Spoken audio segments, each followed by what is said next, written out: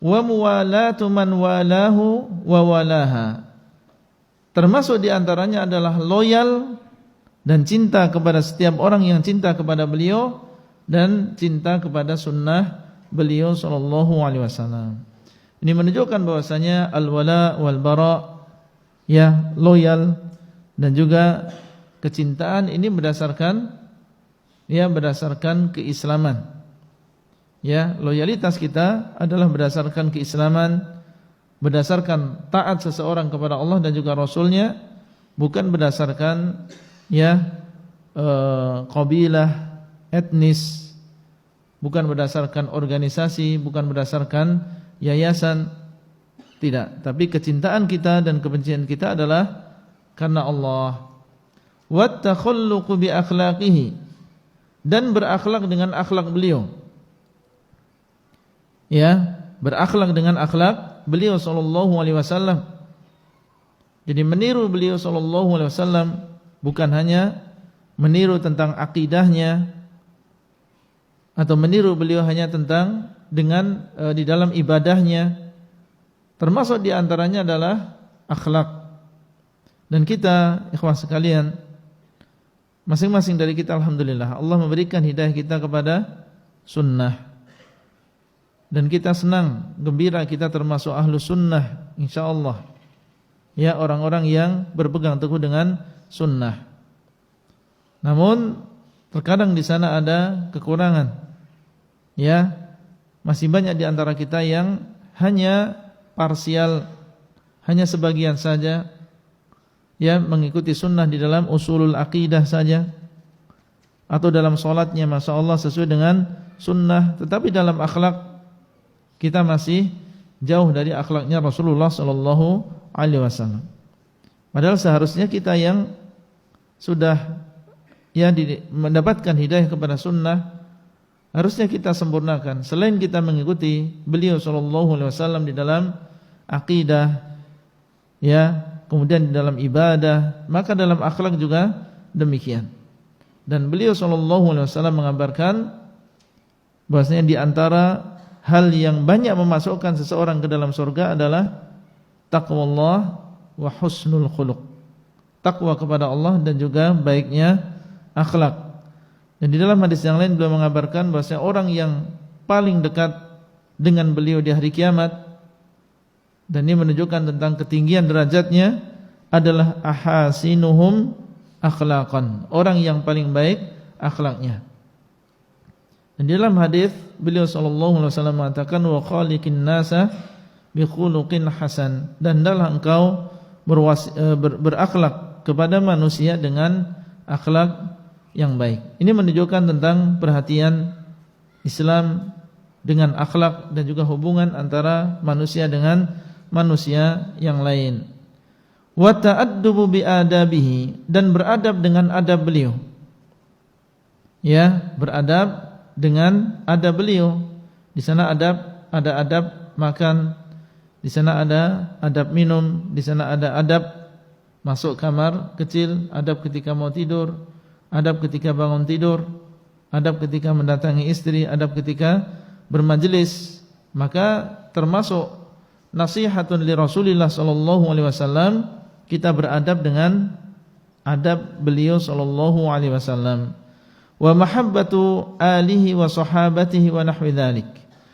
Kemudian mencintai keluarga beliau. Ya, kalau kita memang menghormati beliau, maka hendaklah kita mencintai keluarga Rasulullah sallallahu alaihi wasallam dan juga keturunan beliau sallallahu alaihi wasallam. Ya, dan ini adalah wasiat beliau sebelum beliau meninggal dunia. Ya, beliau mewasiatkan kita untuk berpegang teguh dengan Al-Quran dan juga menjaga keluarga beliau sallallahu alaihi wasallam. Maka dalam Islam, keluarga Rasulullah sallallahu alaihi wasallam ini memiliki kedudukan. Memiliki kedudukan, mereka memiliki hak atas kita. Kita harus menghormati mereka, karena mereka adalah termasuk alu Rasulullah sallallahu alaihi wasallam.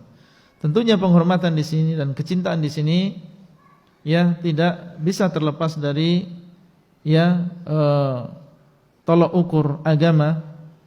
Seandainya seseorang dia adalah keluarga Rasulullah SAW dan sekaligus dia adalah seorang yang saleh, maka tentunya kecintaan kita dengan beliau berbeda dengan apabila dia termasuk keluarga Rasulullah SAW tetapi bukan termasuk orang yang saleh.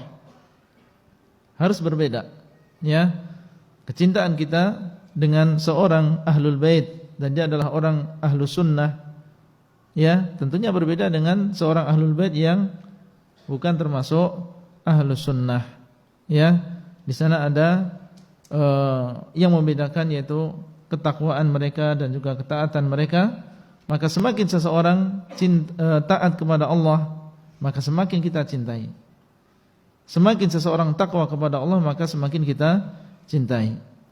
Adapun seorang hanya sekedar ahlul bait, akan tetapi ya jauh dari tuntunan agama, melakukan kesyirikan, bahkan mengajak manusia untuk berbuat syirik, ya, atau melakukan bid'ah di dalam agama, padahal seharusnya dia sebagai seorang keluarga Rasul sallallahu alaihi wasallam, orang yang harusnya paling bertamasuk dan paling memegang teguh sunnah Rasulullah sallallahu alaihi wasallam. Tapi kalau dia justru mendakwahkan kepada bid'ah, perkara-perkara yang baru, maka orang yang demikian, ya, nasab tidak akan ya bermanfaat bagi dirinya.